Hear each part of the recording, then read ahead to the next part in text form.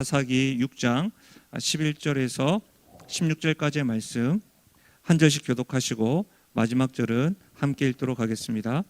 사사기 6장 11절에서 16절까지의 말씀 11절입니다.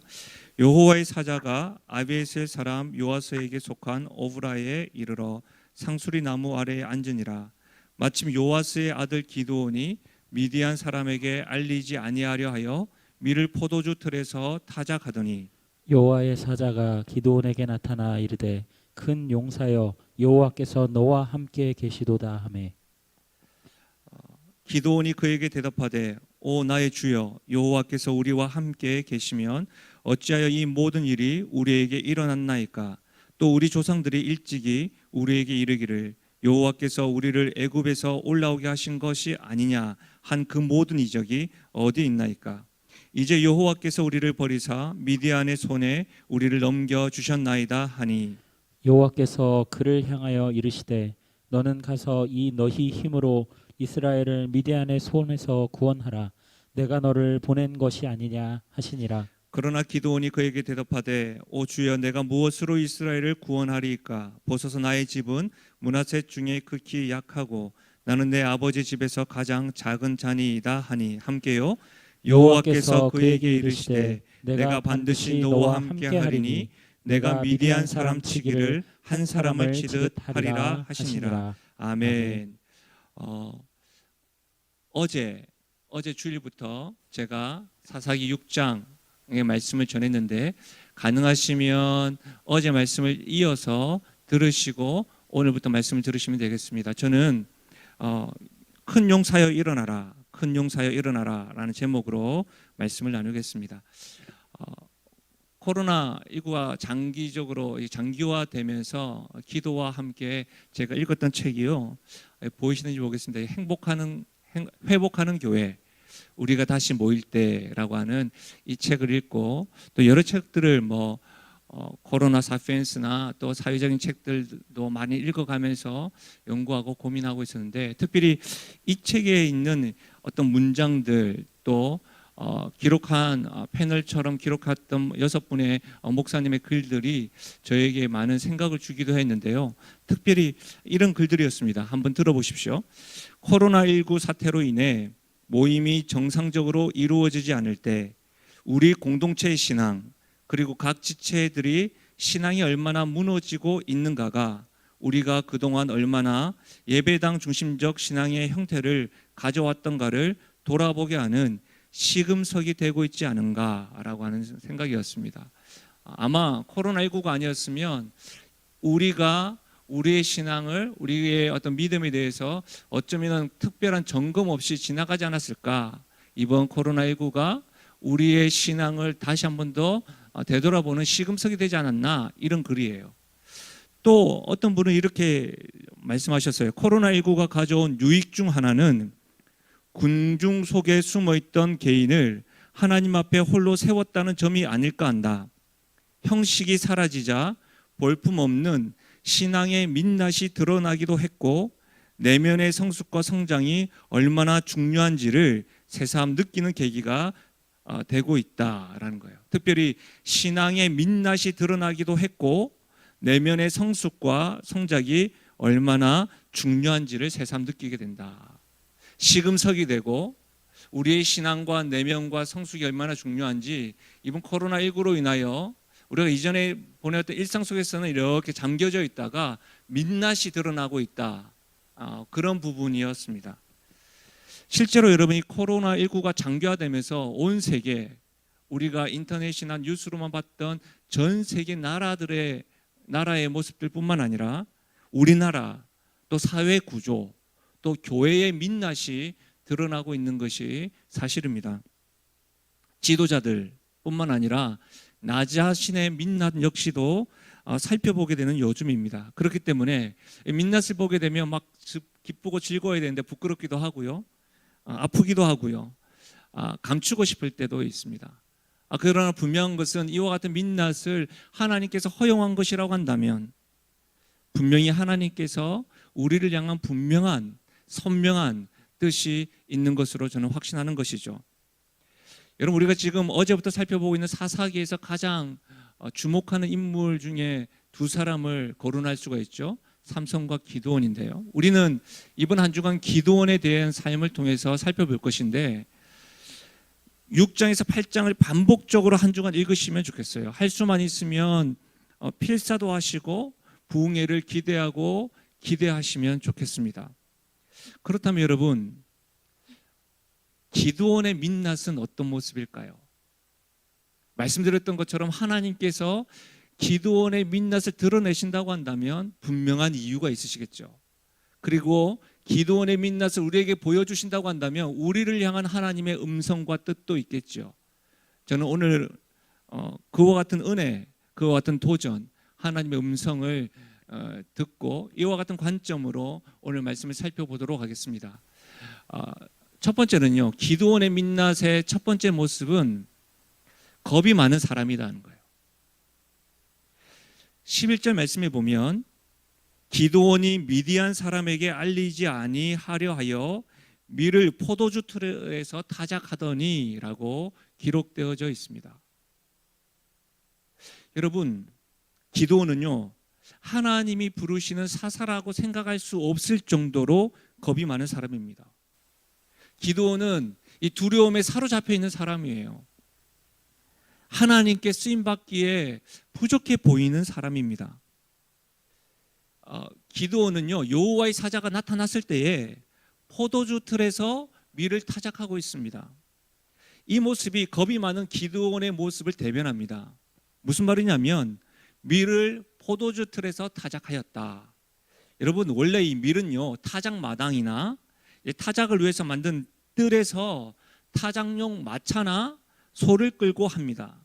그런데 지금 기드온은 밀을 포도주 즙을 짜는 그 포도주 틀에서 타작하고 있는 것이죠. 밀의 타작마당 굉장히 넓고 공개된 곳이지만 포도즙을 짜는 포도주 틀은 굉장히 작고 구멍이 작은 것에서 숨어서도 안 보이기도 할 수 있는 것이죠.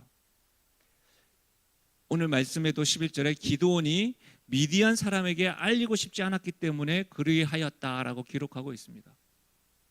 여러분, 미디안으로 인해 궁핍함이 심하였습니다. 왜 그렇죠? 어제 살펴보았던 것처럼 때마다 곡식을 빼앗아갔죠. 그러니까 기드온이 이 겁을 먹고 포도주 틀에서 숨어 타작하고 있는 거예요. 여러분, 일반적으로는요, 이 사람은 일정 대상에 대하여서 공포감이나 두려움을 가지지 않습니다. 우리 일상의 대부분의 두려움, 공포감은 학습되는 경우가 많습니다. 예를 들면 이런 거예요. 어렸을 때 어두운 곳에 갇혔던 경험이 있다든지, 홀로 어두운 곳에 남겨져 있을 때 문이 닫혀가지고 열리지 않았던 경험이 있으면 이 어두움과 두려움이 결합되어져서 홀로 문이 열리지 않는 어두운 곳에 있으면 갑자기 공포가 일어나고 두려움이 일어난다는 거예요. 그와 같은 학습된 것으로 인하여 그와 같은 두려운 감정이 일어난다는 것이죠. 심리학에서 가장 유명한 실험 중에 하나가 뭐냐면 이 어린아이, 알버트라고 하는 이 어린아이를 데리고 한 공포학습 실험이라는 게 있습니다. 이 왓슨이라고 하는 심리학자가 한 공포학습 실험은 어린아이, 이 알버트, 그 아이들 데리고 이 공포가 학습되는 것인가 입증하기 위해서 하는 건데요. 그 아이에게 쥐를 보여줍니다. 지금 깜짝 놀라시는 분이 있는데, 여러분, 실제로 갓난아이에게 쥐를 보여주면 우리처럼 놀라지 않습니다. 별 감정의 동요가 없습니다. 근데 하지만 그 뒤에 이 실험자가 그 알버트 아이에게 쥐를 보여주면서 이렇게 깜짝 놀라는 소리를 내는 거예요. 그러면 한 번도 아니고 계속해서 그런 거 쥐를 보여줄 때마다 깜짝 놀라는 소리를 보내면 이 알버트는요, 그 쥐를 볼 때마다 깜짝 놀랐던 그 소리 때문에 아이도 깜짝 놀랍니다. 쥐를 볼 때마다. 쥐뿐만 아니라 쥐와 유사한 동물이 지나가면 그 실험자 놀랬던 그 소리로 막 놀라기 시작하는 것이죠. 여러분, 다시 말하면 이 두려움이라는 것은 주변의 반응이나 자극으로 인해서 학습된 감정입니다. 여러분 자녀들 중에 혹 벌레를 보면 막 두려워하는 아이들이 있죠. 몸서리치는 경우가 있지 않습니까? 저희 집에도 있는데 아마도 부모님들도 벌레를 무서워할 겁니다. 아이가 어렸을 때 벌레에 대해서 엄마나 아빠의 그 부모님의 반응을 보고 놀라는 그 반응을 보고 학습된 거예요. 그래서 무서워하는 경우가 많습니다. 이렇게 여러분, 겁과 두려움이라는 것은 학습되는 경우가 많습니다. 기드온은 7년 동안 미디안의 손에 의해서 이 거주지를 이동해 가면서 두려움을 떨어야만 했습니다. 미디안과 아말렉과 동방 사람들이 메뚜기처럼 지나가면 어떻게 됐죠? 토지 소산은 말할 것도 없고 양과 소와 나귀가 남기지 않아졌어요. 먹을 것이 없었어요. 죽음 직전까지 가는 궁핍함을 경험했던 것이죠. 그래서 그는 아무도 몰래 지금 두려움 가운데 밀을 포도주 틀에서 타작하고 있습니다. 학습된 두려움, 겁에 질린 채 말입니다. 사랑하는 여러분, 저는 여러분에게 묻고 싶은 게 있어요. 기드온처럼 이 두려움이나 공포로 인하여 혹 여러분의 삶 가운데서도 움츠러들게 만드는, 소심하게 만드는 그 무엇이 있으신가요? 자라보고 놀란 가슴, 소뚜껑 보고 놀란다라는 속담처럼 혹 어떤 문제, 이슈가 있을 때마다 이 두려움에 사로잡히신 분이 있으신가요? 겁에 질리고 두려움에 사로잡히게 만드는 지워지지 않는 학습된 경험이 여러분의 삶 가운데 이렇게 쿵 하고 임박혀 있지는 않으십니까? 여러분 그거 아십니까? 이 겁에 질리면요, 두려움에 사로잡히면 진실을 보지 못합니다. 진리에 대해서 수용이 잘 되지 않습니다. 이 공포와 두려움 사로잡힌 사람들의 특징인 거예요. 분명히 알고 있는데, 알긴 아는데 나를 겁나게 하는 현실이나 눈앞에 펼쳐진 삶에 대해서만 주목하게 됩니다. 미래, 소망 이런 단어들요, 알기는 알지만 내가 스스로 떠올리거나 붙잡을 힘이 없습니다. 정확하게 말하면 생각과 마음뿐만 아니라 손발, 이 심장이 마비가 옵니다. 겁과 두려움이 오면요. 사랑하는 여러분, 혹 여러분의 가정은 이 두려움과 공포에 사로잡혀 있지 않습니까? 혹 사랑하는 우리 영신교회, 이 영신교회는 그와 같은 겁과 두려움에 아니라고 자신 있게 말할 수 있을까요? 어떠세요, 여러분?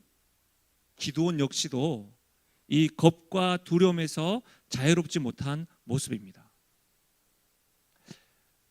그러면서 13절에 이 기드온의 말을 한번 들어보십시오. 13절 말씀인데요, 같이 한번 읽어보겠습니다. 같이 읽습니다. 시작. 기드온이 그에게 대답하되 오 나의 주여 여호와께서 우리와 함께 계시면 어찌하여 이 모든 일이 우리에게 일어났나이까? 또 우리 조상들이 일찍이 우리에게 이르기를 여호와께서 우리를 애굽에서 올라오게 하신 것이 아니냐 한 그 모든 이적이 어디 있나이까? 이제 여호와께서 우리를 버리사 미디안의 손에 우리를 넘겨주셨나이다 하니. 사랑하는 여러분, 12절 말씀에 보면 여호와의 사자가 하나님께서 기드온에게 하나님께서 너와 함께 하신다라고 하는 이 말씀에 기드온이 지금 뭐라고 말하냐면, 하나님께서 함께 하신다면 지금과 같은 상황이 어떻게 벌어질 수 있습니까? 또한 조상들이 전해준 하나님의 이적, 그 기적이 지금 어디 있습니까? 하나님이 우리를 버리셨습니다.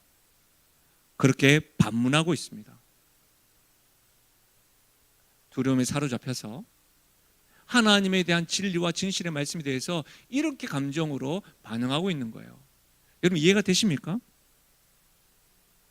시편 31편 22절에 보면요, 시편 기자가 이렇게 고백해요. 내가 놀라서 말하기를 주의 목전에서 끊어졌다. 내가 놀라서 말하기를 주의 목전에 끊어졌다. 여기서 끊어졌다라고 번역한 동사가요, 근저시켜졌다. 탁월한 영성신학자인 마르던 바라는 사람이 있는데, 그분은 이 부분을 이렇게 해석했습니다. 끊어졌다의 일반 명사는 도끼와 연관되는데 이 동사는 구약에서 이곳에만 나타난다. 즉 시인은 공포가 그로 하여금 과도하게 두려워하도록 만들었다는 것을 강조한다. 그는 자신이 주님의 시야에서 완전히 지워졌으며 도끼로 찍혀 잘린 듯 그분의 선하심에서 영원히 끊어졌다고 생각했다. 여러분, 지금 기드온이 이 시편 기자처럼 겁과 두려움에 사로잡혀서 하나님께서 큰 용사여 내가 너와 함께 하겠다라고 하는 이 말씀을 들었음에도 불구하고 미디안으로 인하여 고통받는 현실, 밀을 포도주 틀에서 타작하는 그 절망감에 사로잡혀서 반문하는 거예요. 무슨 소리냐?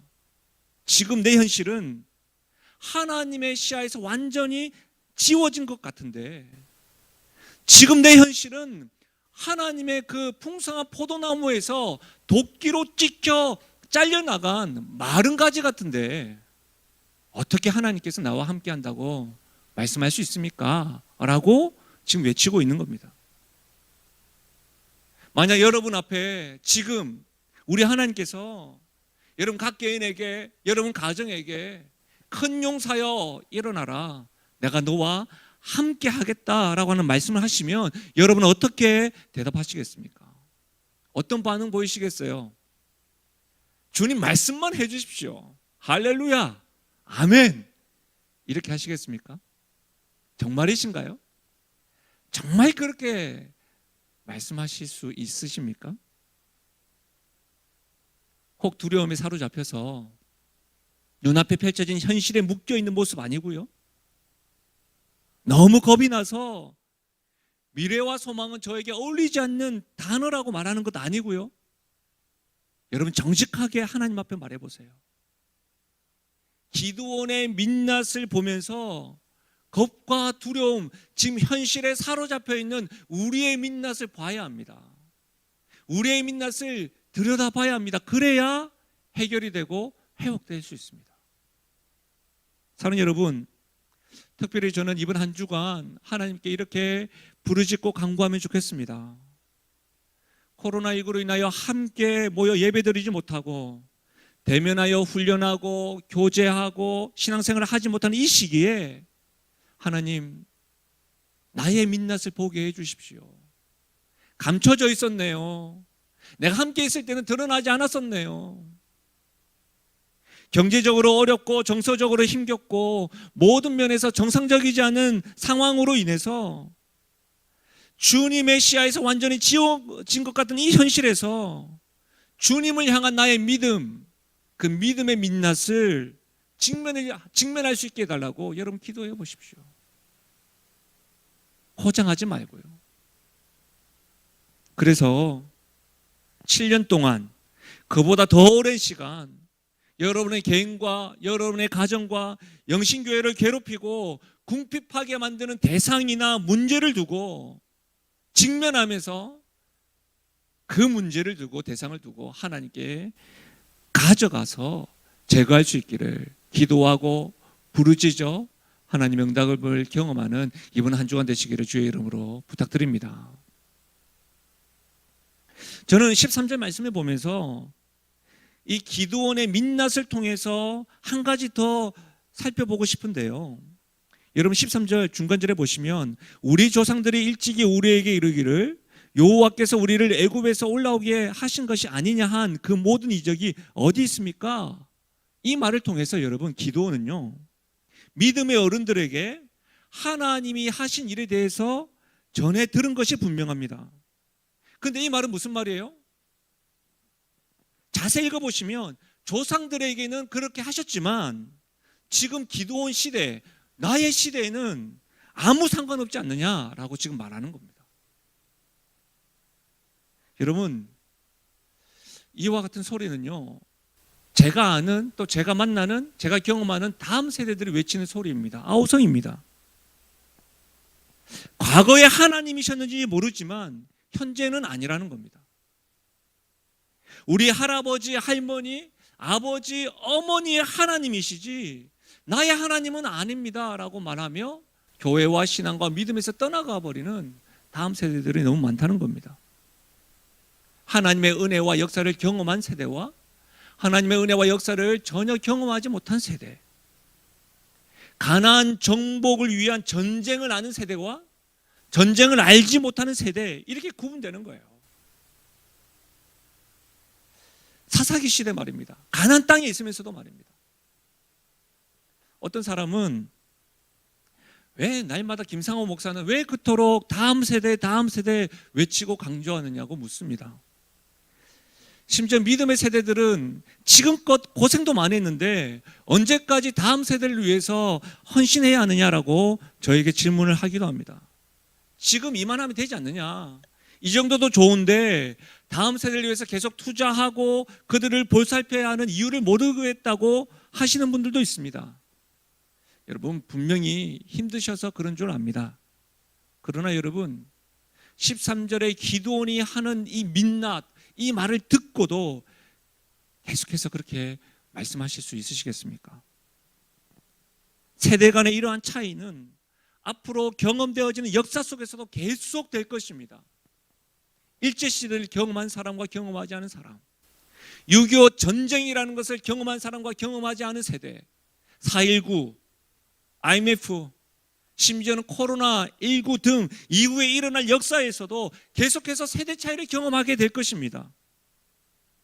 여러분, 기드온과 같이 다른 사람의 하나님, 과거의 하나님으로만 알고 모르는 세대가 또 일어날 겁니다.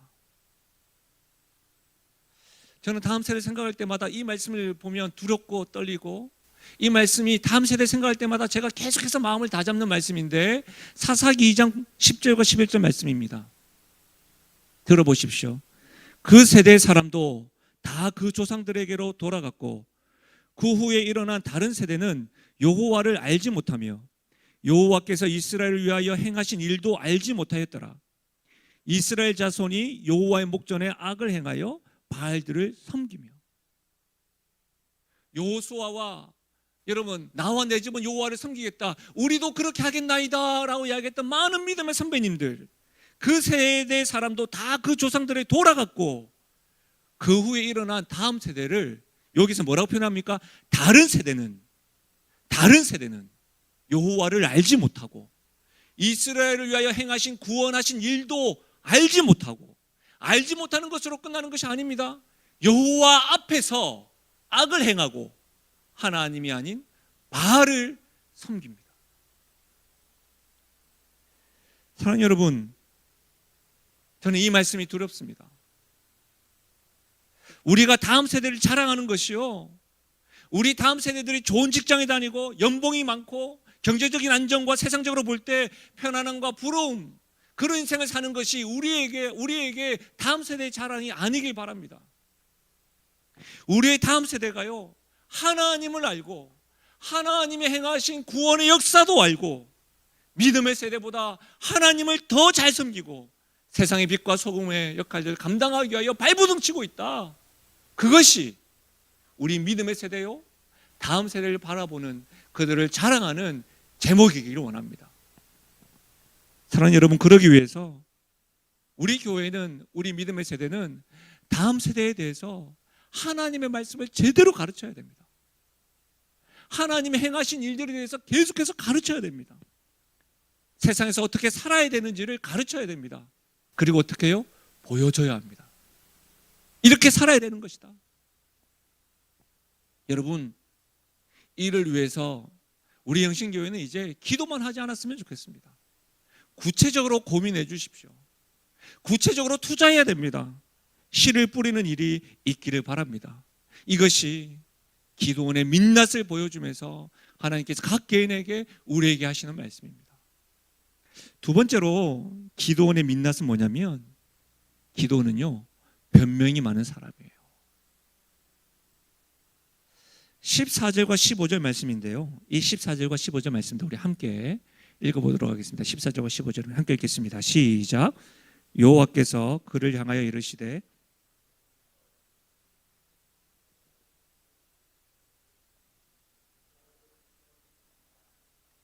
그러나 기드온이 그에게 대답하되 오 주여, 내가 무엇으로 이스라엘을 구원하리이까? 보소서, 나의 집은 므낫세 중에 극히 약하고 나는 내 아버지 집에서 가장 작은 자니이다 하니. 기드온은 지금 하나님의 부르심에 주저하고 있습니다. 하나님의 뜻에 순종하지 못하고 있습니다. 순종하지 못하는 변명을 지금 나열하고 있습니다. 자신은 아무것도 할 수 없는 밑바닥 인생입니다. 심지어 볼품없는 가문의 사람입니다라고 지금 말을 하고 있습니다. 기드온의 집은 므낫세 지파인데요. 여러분, 이 므낫세는 요셉의 아들 에브라임과 므낫세 두 아들이 있는데 사실은 요셉의 아들에게 있어서 장자입니다. 물론 하나님의 축복은 차자인 에브라임이 더 크게 받았습니다. 그러나 여러분, 12지파가 가나안 땅을 배정받았을 때에 므낫세 지파는 요단강 동편에 가장 큰 영역을 받았던 지파요 집안입니다. 기드온의 아버지 요아스는 여러분 이 오브라를 소유지로 하고, 우리 계속해서 살펴보면 아시겠지만 여러분 그 지역의 우두머리예요. 그리고 자기의 집에 바알의 제단을 둔 종교적인 권력층이었습니다. 그리고 심지어는 백성들에게 어떤 한마디 할 수 있는 리더십을 가졌던 유력자입니다. 그의 아들이 기드온이에요. 심지어 여러분 사사기 6장 27절에 보면 이런 말씀이 있어요. 이에 기드온이 종 10사람을 데리고 여호와께서 그에게 말씀하신 대로 하되 그의 아버지의 가문과 그 성읍 사람들을 두려워함으로 이 일을 감히 낮에 행하지 못하고 밤에 행하더라. 무슨 말이냐면 기드온은 물불을 가리지 아니하고 자신을 따르는 부하 최소 10명이 있었다는 거예요. 사사기 말씀에 보면 여러분 혈혈단신으로 에글론 궁전에 가서 하나님의 말씀에 순종했던 사사 애굽과는 너무나도 대조되지 않습니까? 심지어 여러분 85세 나이로 가나안 종족들과 싸워야 되는 갈렙과도 대조됩니다. 그렇죠? 무슨 말입니까? 기드온은 하나님의 말씀에 순종하지 못하는 변명을 말하는 거죠. 늘어놓는 사람이에요. 출애굽기 3장 11절에 보면 모세가 하나님께 이르되 내가 누구이기에 바로에게 가며 이스라엘 자손을 애굽에서 인도해 내리이까? 하나님이 이르시되 내가 반드시 너와 함께 있으리라.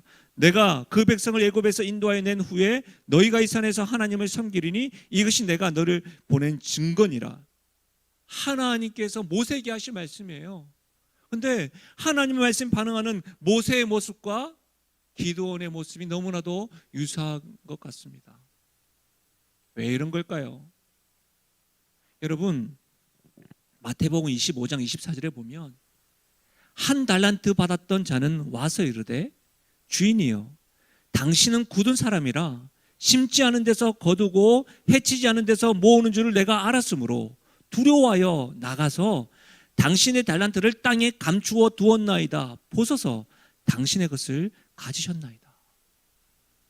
이후에 여러분 한 달란트 가진 자에게 주인이 뭐라고 합니까? 너 나 잘못 알았다. 너 나 오해했다.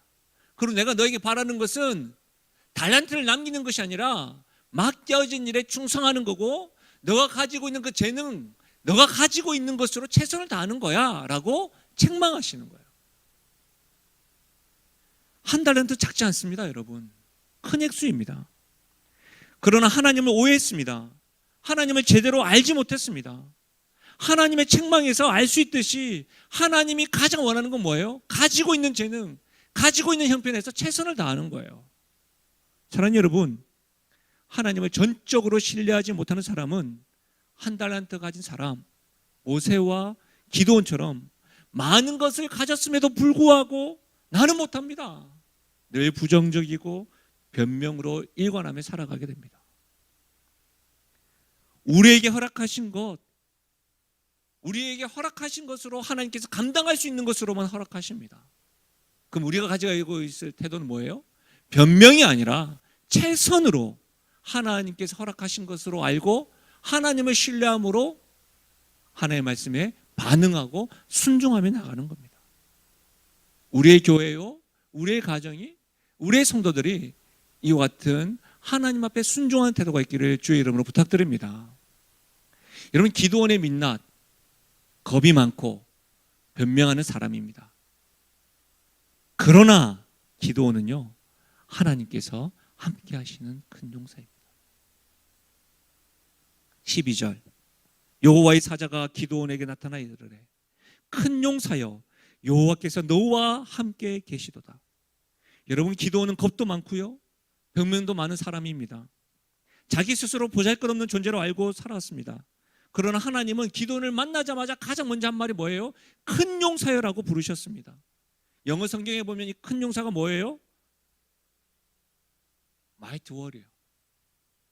용사라는 거예요. 전사라는 거예요. 영웅이라는 뜻입니다.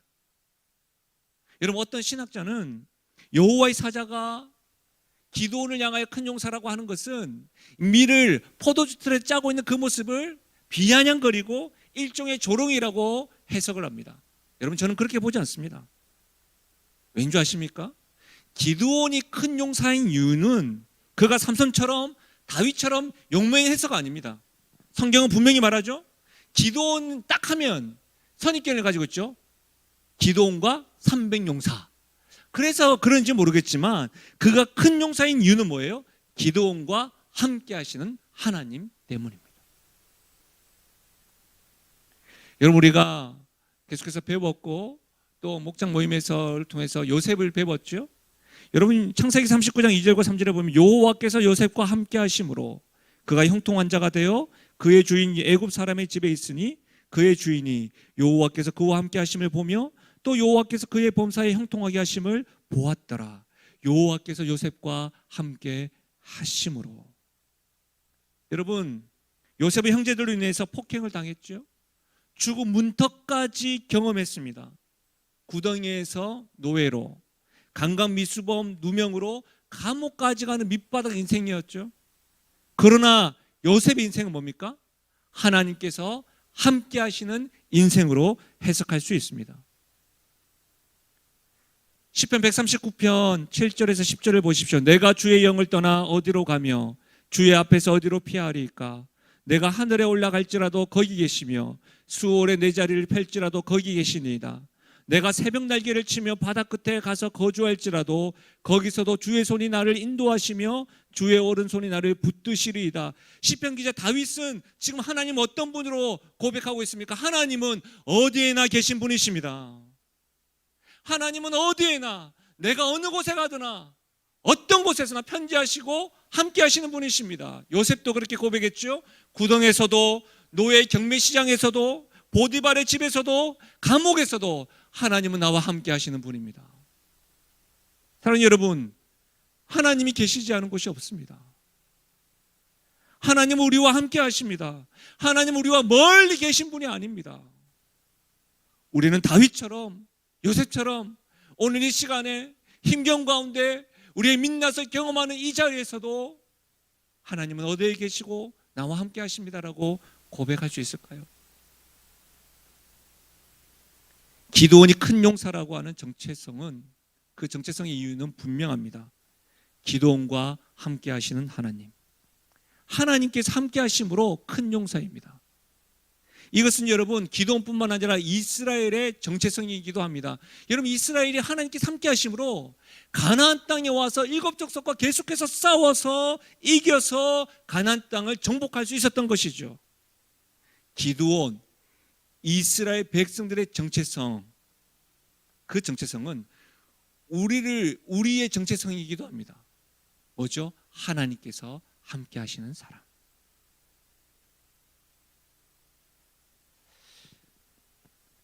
여러분, 조각가인 미켈란젤로 아시죠? 이 미켈란젤로가 어느 날 아주 잘생긴 돌 하나를 발견했답니다. 그는 그 돌을 보고서 미칠 지경이 되었다고 해요. 왜냐하면 그는 소리내어 웃으면서 그 돌을 향해서 이렇게 외쳤다고 합니다. 다윗이 걸어 나온다. 다윗이 걷고 있다. 근데 여러분, 주변 사람들이 보기 얼마나 한심한 일이에요. 돌을 보고 다윗이 걸어온다, 다윗이 걷고 있다, 그런 말을 하니까요. 도저히 이해할 수가 없었던 것이죠. 근데 여러분, 이 미켈란젤로는 돌이 다듬어지고 꺾어져서 다윗상을 만들어진 거예요. 그게 다비드상이에요. 다비드상. 여러분, 이것이 돌을 보는 예술가 아니겠습니까? 예술가의 시선. 돌 자체, 자기가 자신을 보는 시선과 예술가가 보는 시선 다른 것이죠. 마찬가지로 나는 겁이 많고 변명할 수 있는 나의 민낯이지만 기드온이 보는 시선과 하나님이 기드온을 보는 시선이 달랐다는 거예요. 하나님께서 현재 기드온의 모습으로 판단하지 않습니다. 하나님께서 내가 너와 함께함으로 너는 큰 용사라고 불러주시는 거예요.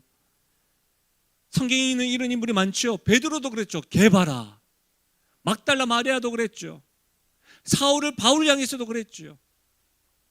저는 사랑하는 여러분, 사랑하는 우리 영신교회를 향해서도 하나님께서 함께 하심으로 큰 용사다 불러주기를 원해요. 여러분의 가정, 우리의 가정, 저를 향해서도 하나님께서 내가 너와 함께함으로 너는 큰 용사다 이렇게 불려지고 그런 시선으로만 저 자신을 바라보고 평가하기 원하는 거예요. 사랑하는 여러분, 기드온이 전설적인 사사요, 하나님께 쓰임받았던 것은 천부적인 재능이나 그의 용맹함이 아닙니다. 지금 겁이 많습니다. 변명 많은 초라한 모습이라도 실망하지 마십시오. 낙담하지 마십시오. 우리 역시도 나약한 모습일 수 있습니다. 그러나 하나님이 우리와 함께 하십니다. 우리 자신의 시선이 부정적일 수 있습니다. 그러나 하나님의 시선은 언제나 큰 용사입니다. 이렇게 고백할 수 있는 사람은 사도 바울이 고백했던 이 고백이 바로 나의 고백이요 우리의 고백이 될 수 있습니다. 고린도전서 15장 10절인데요. 그러나 내가 나 된 것은 하나님의 은혜로 된 것이니 내게 주신 그의 은혜가 헛되지 아니하여 내가 모든 사도보다 더 많이 수고하였으나 내가 한 것이 아니에요. 오직 나와 함께 하신 하나님의 은혜로다.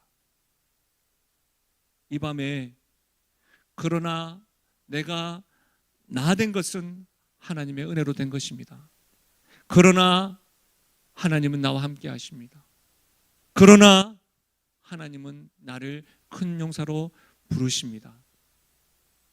오늘뿐만 아니라 이번 한 주간 또 남은 2020년도에 그러나 나는 겁이 많고 변명이 많고 부족하고 실수하지만 그러나 하나님이 나와 함께 하십니다. 그러나 하나님이 나를 큰 용사라고 부르십니다라고 하는 은혜가 여러분의 삶을 좌우하시는 말씀 되시기를 주의 이름으로 축복합니다. 말씀을 마무리하겠습니다. 제가 말씀을 준비하면서 이찬수 목사님 책을 봤는데 그 책에 보니까 정대위 박사 이야기가 있더라고요. 한번 들어보십시오. 이분이 중학교를 졸업하는 날 친구 몇 명과 함께 중국집에 갔다고 한다. 예전에는 졸업식 최고의 선물이 짜장면 아니었는가. 정대위 학생은 졸업의 기쁨을 만끽하며 친구들과 짜장면을 먹으면서 꿈에 부풀어 서로의 장래 희망에 대한 이야기를 나누었다고 한다. 너는 장래에 뭐가 될 거냐? 나는 교수가 될 거야. 나는 과학자가 될 거야. 저마다 꿈을 이야기하는데 정대위 학생은 나는 목사가 될 거야 라고 대답했다. 그런데 마침 그 식당에 도산 안창호 선생이 있었다고 한다. 어린 학생들의 대화를 흐뭇하게 듣던 안창호 선생은 식사를 하다 말고 아이들에게 다가가 이렇게 격려해 주었다고 한다.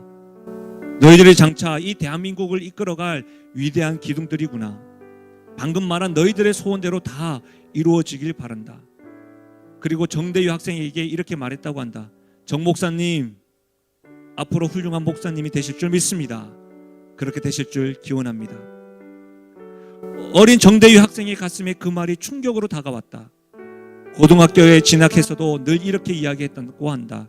나는 한국 민족의 지도자 도산 안창호 선생이 인정해 준 사람이다. 나는 훌륭한 목사가 될 것이다.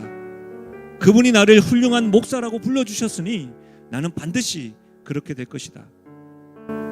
훗날 정대유 박사는 자신이 지난날 시류에 빠질 때도 있었고 절망과 좌절을 겪을 때도 많았지만 그때마다 도산 안창호 선생의 격려를 마음에 담고 이겨낼 수 있었다고 회고했다.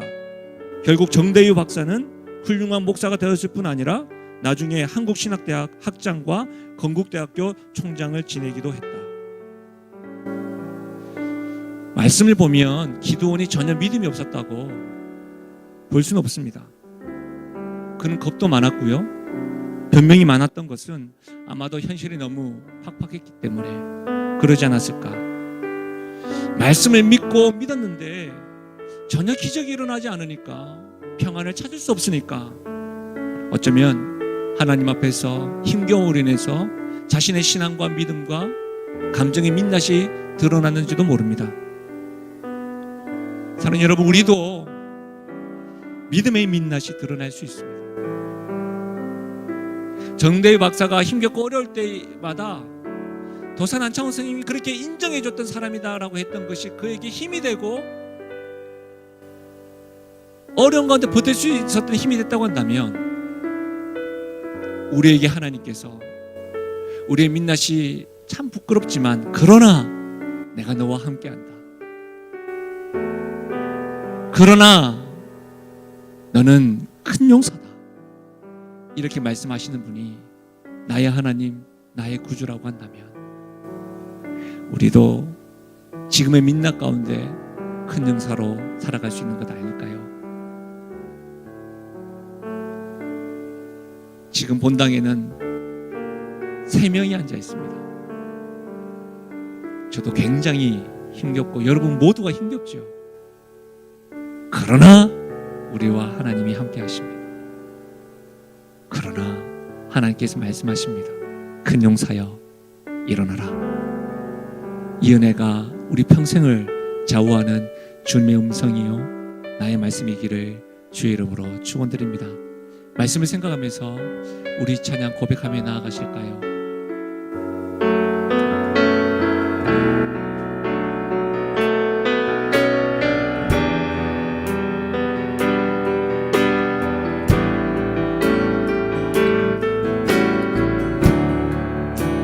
나를 지으신 이가 나를 지으신 이가 하나님 나를 부르신 이가 하나님 나를 보내신 이도 하나님 나의 나 된 것은 다 하나님 은혜라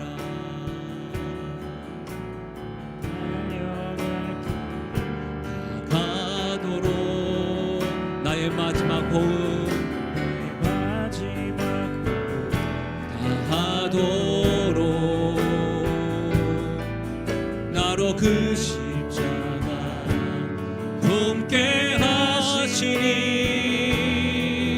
나의 나 된 것은 다 하나님 은혜라 한량없는 은혜 갚을 길 없는 은혜 내 삶을 애워 사는 하나님의 은혜 나 주저함 없이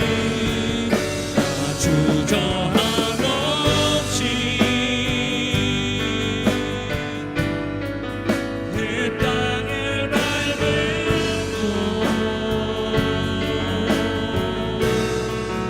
나를 붙드시는 하나님의 은혜 우리 이 시간에 기도하며 나가실 때에 여러분을 두렵게 만드는 그 장애물, 그 대상, 그 사건, 지워지지 않는 흔적과 상처들을 학습된 그것을 하나님께 가져갈 수 있으면 좋겠습니다. 그것 가진 채 포도주 틀에서 숨어서 미를 타작하지 마십시오. 오늘 이 밤에 하나님께서 저와 여러분에게 큰 용사여 내가 너와 함께 함이라 일어나라 이 말씀 앞에 하나님 나의 이 두려움의 근간이 되는 대상들과 문제와 사건들 또 씻겨지지 않는 추억들 그 상처들 오늘 십자가의 피로 닦아내어 주옵소서. 또 한 가지는 늘 변명하고 실패자로 피해의식을 가지고 있는 분들 계십니까? 너무나도 힘겨우셔서 지금 주께서 말씀하시는 것에 대하여 진실과 진리가 수용되지 않고 받아들이지 않는 분이 있으십니까? 주의 말씀을 듣게 해주십시오. 그러나 나는 하나님과 함께하는 큰 용사다 입으로 선포하며 나가십시오. 우리 이 시간에 말씀을 생각하면서 우리 이 시간에 함께 기도하며 나가겠습니다. 기도하시겠습니다. 좋으신 하나님 아버지 참으로 감사함을 드립니다. 하나님 아버지 오늘 이 밤에 주님 기도하며 나아갑니다. 사랑하는 주님, 이 시간에 간절히 원하옵나니 사랑하는 주님, 우리를 두렵게 만드는 학습된 공포와 상처들과 흔적들을 주님 아버지 앞에 내어놓습니다. 하나님 아버지 분명히 하나님의 사랑임에도 불구하고 7년 동안 더 오랜 시간 동안 10여 년 동안 더 오랜 시간 동안 하나님 아버지 나를 영출하게 만들고 있는 여러 가지 문제들과 상황들, 관계들과 두려움들과 대상들, 그 문제들과 흔적들을 주님 앞에 내어놓습니다. 아버지 하나님이여 그것으로 인하여 하나님 아버지 주의 말씀에 대하여 방문하고 그 말씀을 귀 막고 있는 나의 모습 되지 않도록 도와주시옵소서. 평안할 때 모르다가 하나님 아버지 그와 같은 두려운 대상과 사건들과 이슈들로 인하여 하나님 앞에 나아가지 못할 때가 있습니다. 순종하지 못할 때가 있습니다. 한 걸음 더 나아가지 못할 때가 있습니다. 아버지 하나님이여 내가 가슴 곳으로 인하여 순종하지 못할 때도 있습니다. 하나님 아버지 그것을 가지고 주님 앞에 나아갑니다.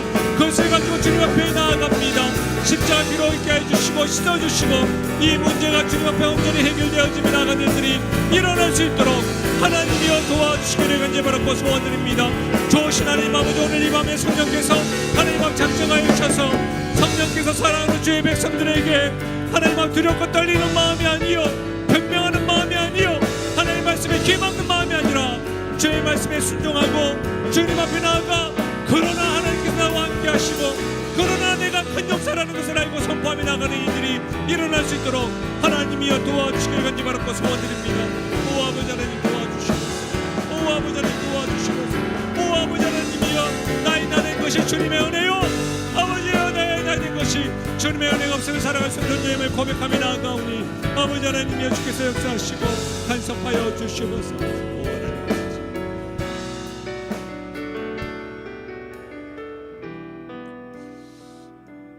여러분을 움츠리게 만들고 여러분은 늘 밀타작마당이 아니라 포도주 틀에 숨게 만드는 대상이 있죠. 사건이 있죠. 흔적이 있죠. 그것이 지금의 코로나19일 수도 있고 그것이 주변에서 계속해서 일어나고 있는 암의 질병일 수도 있고 여러 가지 질병과 육체적인 고통일 수도 있고 경제적인 문제가 7년도 아니고 10년도 아니고 계속해서 어려움이 인해서 그것을 여러분이 그것으로 인해서 말씀에 순종하지 못하는 그 두려움의 대상들 있죠. 오늘 이 밤에 성령께서 우리의 민낯을 드러내 보이시면서 그것을 만져주길 원하고 안수하길 원하고 그것이 치유되고 회복되어져서 내가 너와 함께하니 너는 큰 용사다 일어나라 이 말씀이 여러분의 심령에 울려 퍼지고 여러분의 삶을 좌우하는 은혜가 있길 바랍니다. 혹 그렇게 원하고 사모하는 자들마다 나의 두려움의 대상과 사건과 흔적과 상처와 여러 가지 문제들을 주님 앞에 가져가기 원하는 분이 있다고 한다면 오늘 이 밤에 성령께서 만져주시길 바라고 가슴에 손을 얹으십시오. 온라인을 통해서도 성령께서 어디나 계신 우리 하나님께서 오늘 이 밤에 만져주길 원합니다. 우리 시간 기도하며 나아가겠습니다. 성령 하나님, 오늘 이 밤에 주님 앞에 나의 두려움의 대상이요 공포의 대상이요 문제요 사건과 흔적들을 주님 앞에 해결하기 원하는 주의 백성들이 온라인을 통하여 흩어져 있는 주의 백성들이 어디에나 계시고 우리와 함께 하시는 그 하나님 앞에 가슴에 손을 얹으며 간절한 마음으로 주님 불태워 주옵소서, 주님 만져 주옵소서, 주님 해결하여 주옵소서.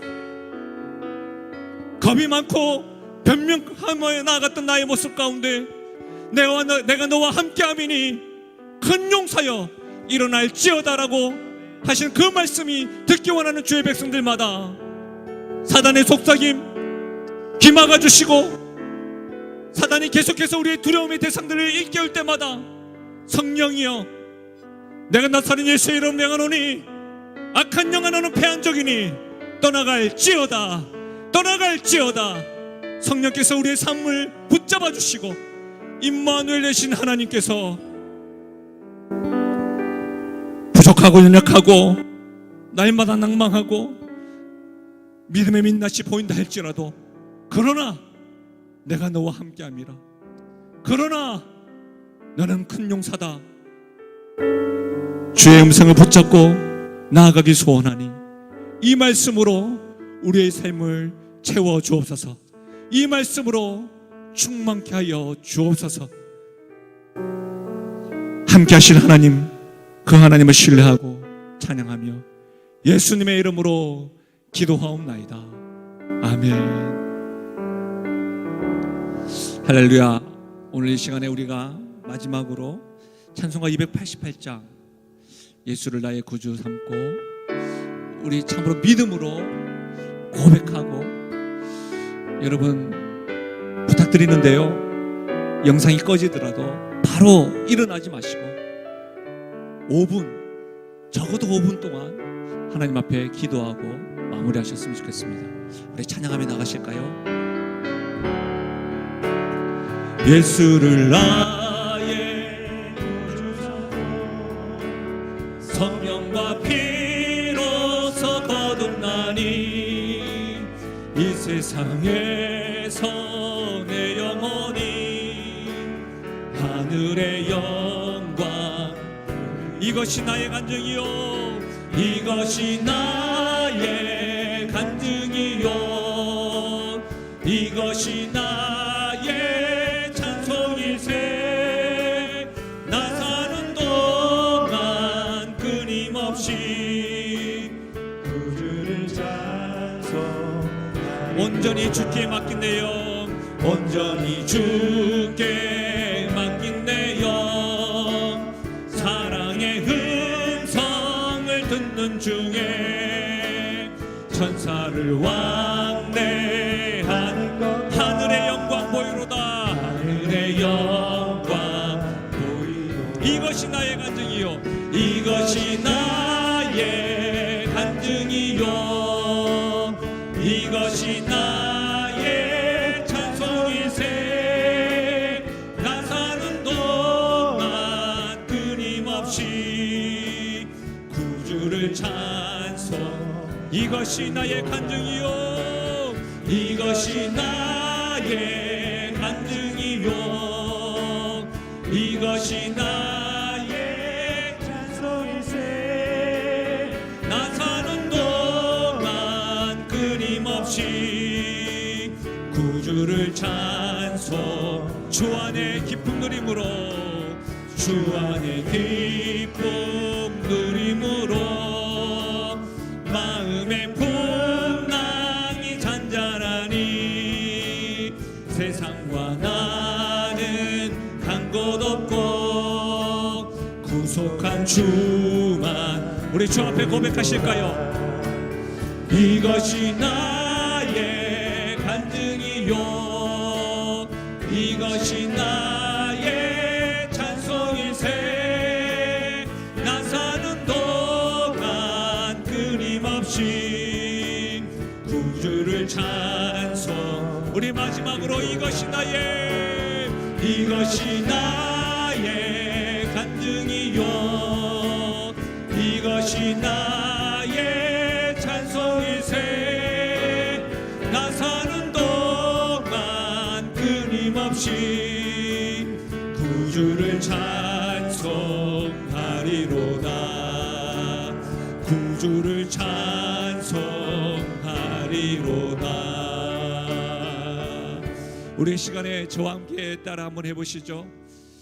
주여 은혜를 주옵소서. 주여 은혜를 주옵소서. 주여 은혜를 주옵소서. 주여 은혜를 주옵소서. 주여 은혜를 주옵소서. 주여 은혜를 주옵소서. 우리 시간의 말씀을 생각하시고 여러분의 개인 기도 제목을 가지고 최소 5분 동안 여러분이 있는 그곳이 하나님이 함께 하시는 성전입니다. 우리 시간 소리내어서 기도하시고 개인 기도하시고 분명히 끝나지 마시고 바로 TV 틀지 마시고 바로 다른 일 하지 마시고 오늘 말씀 받은 것들, 기도한 것들, 찬양했던 것들, 감사의 제목 요약도 해보시고 기록하시면서 은혜를 새기십시오. 은혜를 새기면서 마무리를 꼭 하시기 바랍니다. 기도하며 나가시겠습니다.